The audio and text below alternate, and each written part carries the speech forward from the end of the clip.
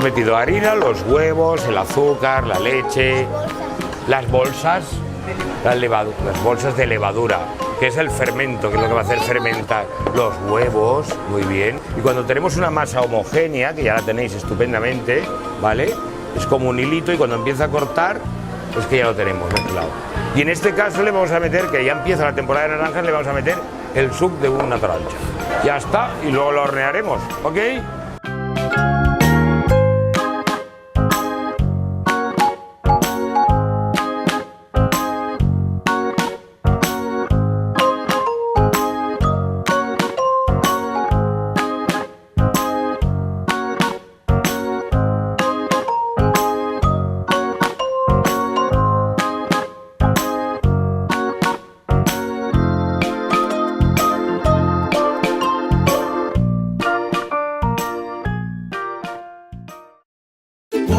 Ajonesa es mi mayonesa, con un toquecito de ajo fresco y sabor mediterráneo. Elegido producto del año 2016 por los consumidores. Ajonesa, mi mayonesa.